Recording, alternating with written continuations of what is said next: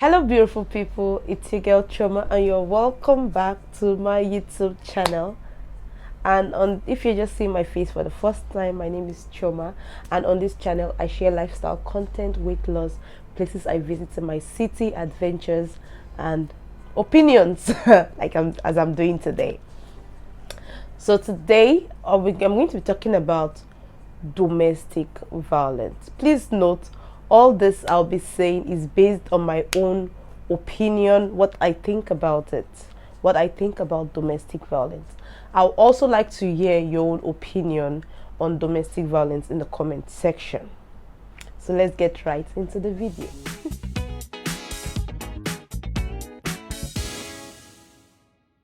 The domestic violence we're going to be talking about today is going to be based on the physical abuse. We have different type of domestic violence. We have the emotional abuse, we have the sexual abuse. There are different types, but the one we're going to be talking about today is the physical abuse. Why are you in the marriage? Why are you still in that marriage when you're going through battery? They're beating you, at times you might even go naked on the streets and all of that. Why are you still in that marriage? And when it comes to domestic violence, it's not just based on just only female, because I believe that most people only look at the female aspect of domestic violence. Also, the men also go through domestic violence. Men go through domestic violence. But men, the society have made men very quiet, that it's very hard for them to speak about it. If a man should come out and speak about domestic violence, a lot of people will say that, are you not a man? Why are you doing like a woman? Why is there a woman that is beating you? Is it possible for a woman to beat you? So the society has shut men up, that they cannot express themselves, they cannot say anything. I grew up in the barracks, Ikeja cantonment to be precise.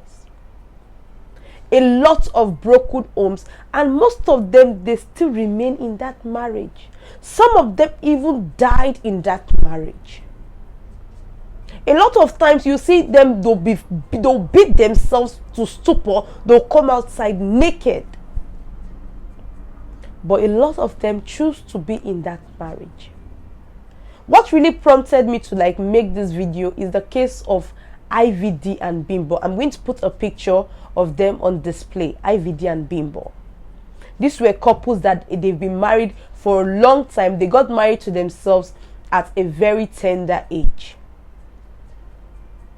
And according to report, that this woman, she has been going through this, they've been having this physical abuse. They've been fighting each other, because in the video I saw, it is not just the woman that is, it's not just the man that is toxic. The woman is also toxic, because she spoiled the cars, she injured the man and all of that, because the man brought out evidence to clear himself up. So the both of them, they've been having issues, and this woman insisted that she made this man, so she needs to go with something. She was making this man, and she forgot about herself. She needed to take something with her, and that's what led to their argument. And as normal, the way they usually fight, she poured kerosene in the whole house while they were dragging for the house document, because she wanted to go with the house document. When she finally wanted to leave this marriage, she wanted to go with the house document, and they were dragging. Then she poured kerosene, maybe just for her to make the husband afraid for him to drop the document. But the man did not drop the document. On the process of it, it led to her death. She mistakenly burnt herself, and now she's dead. But this man is still alive. Now, who is going to take care of those 5 kids that are left behind? These kids, they've grown up, they grew up watching this thing. I just hope that one of them don't exhibit the character the parent has, because they grew up watching this and they'll feel like it's normal. Some men, they'll shut their wife in front of their kids, that when I'm talking, you don't talk. Now that child is going to grow up and also have that idea, also learn that when that child gets married, the spouse is talking, is also going to shut the spouse up. It now becomes a trend. So when we domestic violence live, it's very hard for it to live, because the kids that we are breeding, they are growing up, they are watching what the parents are doing.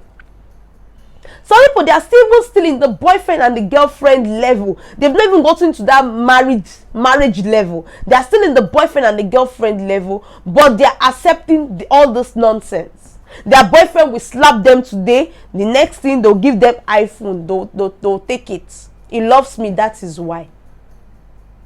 He will hit them tomorrow, he will take them to spa. He loves me, that is why. They choose to be in that marriage. They choose to die in silence in that not even marriage safe. Boyfriend and girlfriend. Later, maybe by mistake, they get pregnant, then they will get married. They'll give birth. They'll bring up children that will come and suffer. If maybe she survives in the marriage, she did not die, but that beating is going to continue. The children will learn that it is good to beat a woman. Or the girl will learn it is good to beat a man. They'll grow up like that, breeding potential domestic abusers. It's better, like there's a saying that it's better to have a broken relationship than to have a broken marriage. But now it is better to have a broken marriage than to be dead in it. It's better for that marriage to break than that marriage will take your life with it. And most of it, the foundation of the marriages that we are having these days, especially in Nigeria, is nothing to write home about. There is no good foundation. If you are asking the person that why are you getting married to this person, the type of answers the person, the couples they're going to give you, you'll be looking like, and you are getting married. Are you sure this marriage is going to work like this? All people are after is just for them to have a flamboyant wedding. Okay, after wedding is just a one-day thing, highest 1 week, it's over. But what about the marriage? What's the plans you put in place for the marriage? And most times we see these red flags. We see it, especially women. We see the red flags in men. We'll say that when we get married, it will change. When I get married to him, he's going to change. When is he going to change, my sister? It will keep on turning you to a punching bag. Some people say that I prefer to cry in a Lamborghini than for me to cry in a trekking, or what they call it. You will cry in that Lamborghini. You have the Lamborghini, no problem. But what about your peace? You won't have it. The day that you're going to die, will they bury you with that Lamborghini? People need to start speaking out. There is this woman on she's a food blogger on Instagram. She kept it on her she posted this. I'm going to put it on display. She said it's that she's happy that our parents got divorced when she was 11 years old, because now the both of them, they are alive. She did not have to bury anyone. While someone came in the comment section and said she wished her mom left the marriage because her mom died in that marriage. Because our parents then also that I'm in need because of my children. I'm in need because of my children. But do you know what you are doing to those kids? Later they're not going to have you anymore. Later they're even going to blame you that why didn't my mom leave this marriage? Why didn't my dad leave this marriage when they had the opportunity to leave? If you ask me about our parents, I was there in the marriage because of you. I want to be in the marriage because of my children. Who is going to take care of my children when I leave? But you don't know that those kids, they still need you. They need you alive. They need you in your complete body. And when I'm talking about this, I'm not one-sided. I'm talking both female and male, husbands and wives. I'm talking about the both parties, because a lot of people, they're going through this domestic violence and they choose not to speak about it because the society have made them to understand once you are married, it's you and your husband. Anything you see in the marriage, you keep your mouth shut. But bro, sis, now these days they don't keep mouth shut. You have to speak. Because when you don't speak, the marriage thing is going to swallow you. Even in the Bible, it is written, love your neighbor the way you love yourself. Because God wants the love to come from you first before you can give out that love to your neighbor. If you don't love yourself, how do you love another person? It's when you don't love yourself that maybe you want to get your phone from your husband. You tell your husband, if you don't give me the phone, I will chip myself. If you don't give me the phone, I'll burn yours. If you don't give me the phone, I'll injure myself. But when you love yourself, you will never do that to yourself, because you will look at your hand. Hey, this hand, make I injure. I cannot injure this hand. I cannot injure myself. Because you love yourself.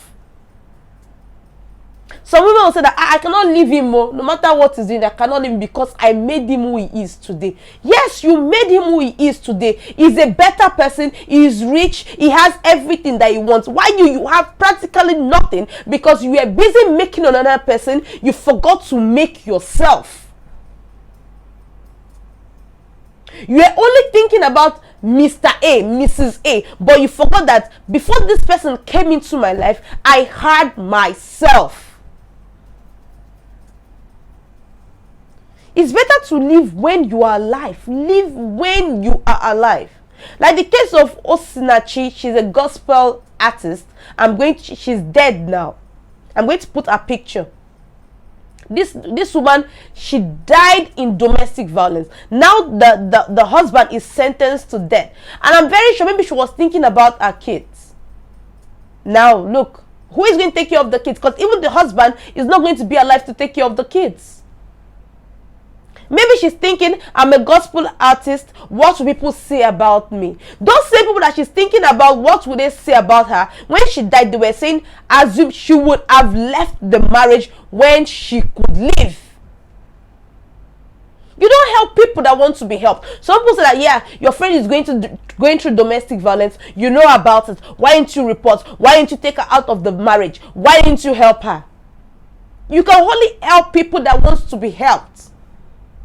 There are some people that when their spouse die, even before they even buried the person, they're already seeing another person. I know of a man now, the wife is dead, but that man is seeing another woman and is waiting for the gratuity of the late wife. They still have kids. She died in the course of when she was about to give birth to the child. She died. That small baby is still alive. The little child is alive, but the man is seeing another woman. The wife is not yet buried. People are very inhumane these days. So that's why you see there are a lot of organizations there ready to help people. When you can leave. It's better for you to be alive to take care of your kids. That you people are separate. You people see yourself once in a while. You people see yourself taking care of the kids. It's not in most people who live together. There was one of my friends when she was about to get married. When she and her husband then, they went for counseling. The pastor told her, I will not mention the church here. The pastor told her that divorce is a sin. They must not divorce. That the both of them, they saw themselves before they got married to each other. So anything they see in the marriage, they should take it and pray to God. Can you imagine? You advise someone like that, that person is going to grow up with that mentality. When they are beginning to see some certain things in the marriage that requires them for them to leave the marriage alive, they'll say that I will not leave. My pastor said divorce is a sin. I am not an advocate for divorce. I am not an advocate for that. Don't misquote me. But all I am saying, when this thing requires that it's going to take your life, when you can leave it. When you know that this thing is going to take away the peace of mind that you have, that is going to cut off your life, remember that you have people. There are people who genuinely loves you. Remember that. That same children you are thinking about, remember that those children are there for you, that they also need your help. So that is one of the main reasons why you have to go. You guys have to go your separate ways. But look at what pastors are telling people. I believe that churches are not doing better in this. Because a lot of people, they don't want to leave the church. They want to leave the marriage. They'll say that I'm a pastor. What people think about me. I'm a choir member. What people say about me. They'll say that I have backslided. My dear, it's between you and your God. When it's time, when you say that this thing, yeah, some people don't even they'll have to, like, they know how to cover up for their spouse. They'll say that it's a spiritual problem. It's his grandmother from the village, it's his great grandmother, auntie, sister that is doing him or that is doing her. So I have to go to church and be firing prayer. Yeah, if you say that it's a spiritual problem, even though now you know. But the thing there is that it's a spiritual problem. You can stay your separate ways and pray. When this thing is already about to claim your life, you can stay separately and do the prayer. Do the prayer separately. It's not when the roof is hot, when the ceiling is about to go off. That's when you see that, say, yeah, you ought to be praying in that same house. How will the prayer answer? When before you even say in Jesus' name, they've already given you dirty slap. Because I know Nigerians, everything is spiritual problem. If there is spiritual problem, you should just give yourself time out. Go your separate ways. So that you can be alive to fix that spiritual problem that you claim it is. So I feel that we all can do better. We can do better. Your life comes first. Remember, love your neighbor the way you love yourself. As you love yourself. That's the number one commandment. Love in the Bible. So please, if you're going through domestic violence, physical abuse, speak to people about it. When I tell you that speak to people about it, there's some people that you go and speak to, those ones, they don't know anything. Maybe they have been, you say that maybe these ones, they have been in 20 years in marriage. That means they know, they can give me the good advice. There's some people that they have been in 20 years in marriage. They don't have any advice to give you. They're also going through their own they are going through their own physical abuse in the home. They'll tell you that stay in the marriage. Anything that you see there, take it. Know the right people to speak with. Know the right people that can help you. Speak out. Don't keep the problem to yourself. Even though you not die in the marriage, you enter depression, your brain, everything will just go. So please, try to speak out. If you're going through any phase in life that you feel that you cannot handle it alone, speak out. Speak to people about it. So that's just my opinion about domestic violence. I would like to hear your opinion in the comment section. Tell me what you feel about it, and if you have any opinion, you have any stories that you would like to tell me, because on this channel I'm also going to be telling people stories. If there is any stories that you want me to talk about, you can DM me on my Instagram handle. I'm going to put my Instagram handle on display for you to reach out to me there. And I hope you all enjoy this vlog. If you enjoyed this video, please give this video a thumbs up, please, and don't forget to subscribe. Subscription is free. It is very, very free to subscribe. And to all my returning subscribers, thank you all for stopping by. Thank you all for clicking on this video, and I'll see you all in the next one. Don't forget to love yourself. Bye.